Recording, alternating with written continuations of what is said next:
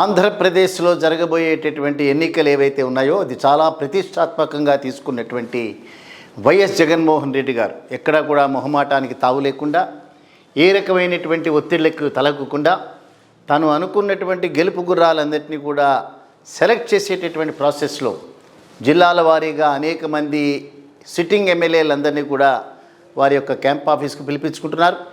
So వారి దగ్గర ఉండేటటువంటి దాదాపుగా 4-5 సర్వే రిపోర్ట్స్ ఏవైతే ఉన్నాయో ఆ రిపోర్ట్స్కి అనుగుణంగా వీరు చేసినటువంటి కార్యక్రమాలు ఏవైతే ఉన్నాయో అవి ప్రజల యొక్క స్పందన వీరి యొక్క ఫేవర్లో ఉందా లేదా, గెలిచేటటువంటి అవకాశం ఉందా లేదా, లేదా పార్టీ పరంగా చాలా చాలా స్ట్రాంగ్గా ఆ నియోజకవర్గంలో ఉన్నా కూడా బట్ గెలవడానికి ఆ అభ్యర్థి సరిపోడు అనేటటువంటిది ఏదైతే వారి దగ్గర ఉన్నటువంటి సర్వే వివరాలు ఏదైతే ఉన్నాయో దానితో సరిపోల్చి అనేక మందికి చాలా నిష్కర్షగా చెప్తున్నటువంటి నేపథ్యంలో ఇవాళ దాదాపు 11 నియోజకవర్గాల్లో అభ్యర్థుల మార్పు, అదే రకంగా వారి యొక్క నియోజకవర్గాల మార్పు కూడా చాలా సక్సెస్ఫుల్గా చేసినటువంటి సందర్భంలో చాలామందిని పిలిపించుకుని మేము మీకు టికెట్ ఇవ్వలేకపోతున్నాము, బట్ రాబోయేటటువంటి రోజుల్లో మన ప్రభుత్వం మళ్ళీ ఏర్పడిన తర్వాత మీకు వేరే రూపంలో ఒక రకమైనటువంటి అకామిడేషన్ ఉంటుంది అని చెప్తున్నటువంటి సందర్భంలో ఇవాళ చిత్తూరు జిల్లాకి సంబంధించినటువంటి ఒక స్పష్టమైనటువంటి సమాచారం మనకు వచ్చినటువంటి నేపథ్యంలో చిత్తూరు కంబైన్డ్ ఉమ్మడి చిత్తూరు జిల్లాలో ఉండేటటువంటి 14 నియోజకవర్గాల్లో అభ్యర్థుల ఎంపిక ఆల్మోస్ట్ సర్టన్గా జరిగింది. ఆఖరి నిమిషంలో ఏదైనా చిన్న చిన్న మార్పులు జరగాలి తప్పిస్తాయి.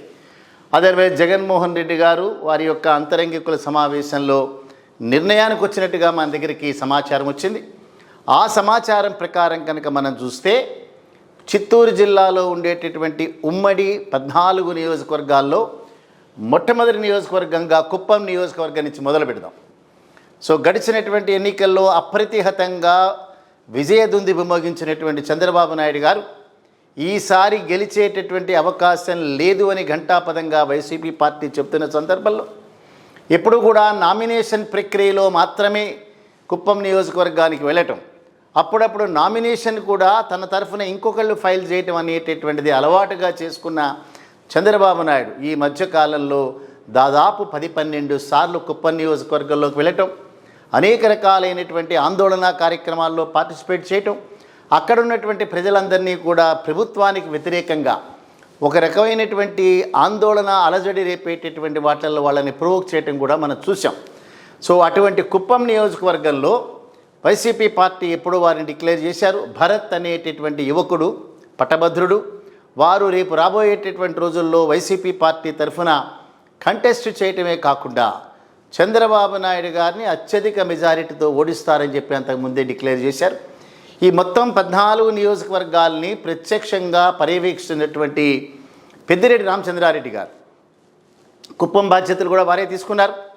సో కుప్పంలో మన జరిగినటువంటి మున్సిపాలిటీలో 25 వార్డు మెంబర్లలో 19 స్థానాల్ని కైవసం చేసుకున్నారు. జడ్పీటీసీ ఎన్నికల్లో మొత్తాన్ని కైవసం చేసుకున్నారు. ఎంపీటీసీలు అందరూ కూడా వారికి సంబంధించినటువంటి వ్యక్తులే. ఇటువంటి నేపథ్యంలో కుప్పం నియోజకవర్గం నుంచి భరత్ని డిక్లేర్ చేసినట్టుగా మన దగ్గరికి స్పష్టమైనటువంటి సమాచారం వచ్చింది. దెన్ పలమనేరు నియోజకవర్గం నుంచి ఎగ్జిస్టింగ్ ఎమ్మెల్యే ఎవరైతే వెంకటగౌడ అనేటటువంటి వ్యక్తి ఉన్నారో వారినే తిరిగి మళ్ళీ వైసీపీ పార్టీ అభ్యర్థిగా నిర్ణయించినట్టుగా మనకు సమాచారం. ఇంకా పొంగనూరు నియోజకవర్గం నుంచి పెద్దిరెడ్డి రామచంద్రారెడ్డి గారు, వారు వైసీపీలో ఒక అత్యంత ప్రాధాన్యత కలిగినటువంటి వ్యక్తి. కుప్పమని మన చిత్తూరులో ఉండేటటువంటి 14 నియోజకవర్గాలే కాకుండా రాష్ట్ర వ్యాప్తంగా ఎక్కడ ఏ రకమైనటువంటి వారికి ఆ అసైన్మెంట్ ఇచ్చినా కూడా చాలా సక్సెస్ఫుల్గా దాన్ని ఇంప్లిమెంట్ చేసేటటువంటి వ్యక్తిగా ఒక పెద్ద ఆయన గారికి పేరుంది. అత్యంత నిజాయితీపరుడిగా వారికి పేరుంది. సో వారు పుంగనూరు నుంచి పెద్దిరెడ్డి రామచంద్రారెడ్డి గారే మళ్ళీ తిరిగి ఎమ్మెల్యేగా కంటెస్ట్ చేయబోతున్నట్లుగా మన దగ్గరికి సమాచారం వచ్చింది. ఇంకా మదనపల్లి నియోజకవర్గం నుంచి ప్రస్తుతం ఉండేటటువంటి నవాజ్ బాషా అనేటటువంటి ఎమ్మెల్యేని మార్చి నిసార్ అహ్మద్ అనేటటువంటి వ్యక్తికి ఈసారి టిక్కెట్ ఇవ్వబోతున్నట్లుగా మనకు సమాచారం వచ్చింది. మదనపల్లి నుంచి నిసార్ అహ్మద్ కంటెస్ట్ చేయబోతున్నారు. దెన్ తంబల్లపల్లి నియోజకవర్గం నుంచి పెద్దిరెడ్డి ద్వారకానాథరెడ్డి గారు వారిని మరొకసారి ఎమ్మెల్యేగా వారికి అవకాశం ఇచ్చినట్లుగా మన దగ్గరికి సమాచారం వచ్చింది. పీలేరు నియోజకవర్గం నుంచి ప్రస్తుతం ఉన్నటువంటి చింతల రామచంద్రారెడ్డి గారు ఎమ్మెల్యే వారినే తిరిగి మళ్ళీ కంటెస్ట్ చేస్తున్నట్లుగా సమాచారం మనకు అందింది. దెన్ పూతలపట్టు నియోజకవర్గం నుంచి ప్రస్తుతం ఉండేటటువంటి ఎంఎస్ బాబు అనేటటువంటి ఎమ్మెల్యేని మార్చి డాక్టర్ ఎం సునీల్ కుమార్ అనేటటువంటి వ్యక్తిని కన్ఫర్మ్ చేసినట్లుగా ఆల్మోస్ట్ దాన్ని కన్ఫర్మ్ అయింది. ఆ సమాచారం కూడా మన దగ్గరికి వచ్చింది. దెన్ గంగాధర నెల్లూరు నియోజకవర్గం నుంచి ప్రస్తుతం డిప్యూటీ చీఫ్ మినిస్టర్గా ఉండేటటువంటి కె నారాయణ స్వామి గారిని మళ్ళీ తిరిగి ఎమ్మెల్యేగా కంటెస్ట్ చేయబోతున్నారు వైసీపీ పార్టీ తరఫున. దెన్ చంద్రగిరి నియోజకవర్గం నుంచి ప్రస్తుతం ఉండేటటువంటి చెవిరెడ్డి భాస్కర్ రెడ్డి అనేక రకాలైనటువంటి అసైన్మెంట్స్ ఇచ్చారు. వారు కూడా వారి తనయుడైనటువంటి మోహిత్ రెడ్డిని ఈసారి చంద్రగిరి నియోజకవర్గం నుంచి నిలపాల్సిందిగా వారి అధిష్టానాన్ని కోరారు. వారి కోరికను కూడా మన్నించి చంద్రగిరి నియోజకవర్గం నుంచి ప్రస్తుతం ఉన్నటువంటి ఎమ్మెల్యే చెవిరెడ్డి భాస్కర్ రెడ్డి గారి తనయుడు సి మోహిత్ రెడ్డి ఈసారి వారు ఎమ్మెల్యేగా కంటెస్ట్ చేయబోతున్నారు. దెన్ శ్రీకాళహస్తి నియోజకవర్గం నుంచి ప్రస్తుతం ఉన్న ఎమ్మెల్యే బియ్యపు మధుసూదన్ రెడ్డి గారిని తిరిగి ఎమ్మెల్యేగా కంటెస్ట్ చేయడానికి వారి అధిష్టానం నిర్ణయించింది. వైసీపీ పార్టీ తరఫున శ్రీకాళహస్తి నుంచి బియ్యపు మధుసూదన్ రెడ్డి మళ్ళీ తిరిగి నిలబడబోతున్నారు. ఇంకా తిరుపతి నియోజకవర్గం నుంచి ప్రస్తుతం ఉండేటటువంటి భూమన కరుణాకర్ రెడ్డి గారు వారికి టీటీడీ చైర్మన్గా కూడా అవకాశం ఇచ్చారు. సో భూమన కరుణాకర్ రెడ్డి గారు ఈసారి వారి యొక్క అయినటువంటి బి అభినయ్ రెడ్డి అనేటటువంటి యువకుడికి మళ్ళీ అవకాశం అని అడిగారు. అధిష్టానం కూడా వారి కోరికను మన్నించింది. సో తిరుపతి నియోజకవర్గం నుంచి ఈసారి ఎమ్మెల్యే అభ్యర్థిగా వైసీపీ పార్టీ తరఫున బి అభినయ్ రెడ్డి భూమన కరుణాకర్ రెడ్డి గారి తనయుడు కంటెస్ట్ చేయబోతున్నాడు. దాన్ని చాలా తర్జన భర్జనల తర్వాత నగరి నియోజకవర్గం నుంచి ఆర్కే రోజాని ఈసారి మారుస్తారు అనేటటువంటి వార్త చాలాసార్లు సర్క్యులేట్ అవుతోంది, చక్కర్లు కొడుతోంది. సో అయినప్పటికీ కూడా వైసీపీ అధినాయకత్వం నగరి నియోజకవర్గం నుంచి మరొకసారి ఆర్కే రోజాని తిరిగి మనకు నిలపాలనేటటువంటి స్పష్టమైనటువంటి ఒక నిర్ణయానికి వచ్చినట్లుగా మన దగ్గరికి సమాచారం వచ్చింది. దాని ఇవాళ తిరుపతి నియోజకవర్గం నుంచి పార్లమెంటు సభ్యుడిగా జగన్మోహన్ రెడ్డి గారికి ప్రత్యక్షంగా ఒక వైద్యుడైనటువంటి డాక్టర్ గురుమూర్తి ఎవరైతే ఉన్నారో వారు ఈసారి సత్యవేడు నియోజకవర్గం నుంచి కె ఆదిమూలం అనేటటువంటి ప్రస్తుతం ఉన్నటువంటి ఎమ్మెల్యే స్థానంలో ఎం గురుమూర్తికి ఇవ్వాలనేటటువంటిది ఒక నిర్ణయానికి వచ్చారు. సో ఈసారి ఎమ్మెల్యేగా ఎం గురుమూర్తి కంటెస్ట్ చేయడానికి అవకాశాలు ఉన్నాయి.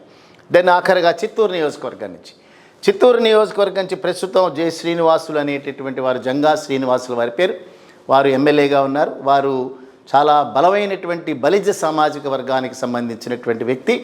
సో వారిని ఈసారి ఇంకెక్కడి నుంచైనా సరే వేరే బాధ్యతలు అప్పగించి ఎంసీ విజయానందరెడ్డి అనేటటువంటి ఒక వ్యక్తిని నిలపాలనేటటువంటి కోరిక ఉంది. సో అంచేత ఇద్దరిలో జె శ్రీనివాసులు కానీ ఎంసీ విజయానందరెడ్డి కానీ కొంత సమయంలో వారిని డెసిషన్ తీసుకుంటారు. ఈ ఇద్దరిలో ఎవరో ఒకరు చిత్తూరు నియోజకవర్గం నుంచి కంటెస్ట్ చేయడానికి అవకాశం ఉన్నాయి.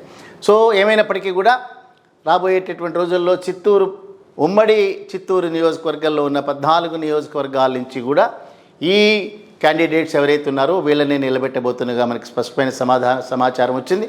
2019 నియోజకవర్గంలో ఒక్క కుప్పం తప్ప మిగతా అన్ని నియోజకవర్గాల్లో వైసీపీకి సంబంధించిన అభ్యర్థులే గెలిచినటువంటి నేపథ్యంలో ఈసారి కుప్పాన్ని కూడా కైవసం చేసుకునేటటువంటి రీతిలో వైసీపీ అడుగులు ముందుకు వేస్తోంది.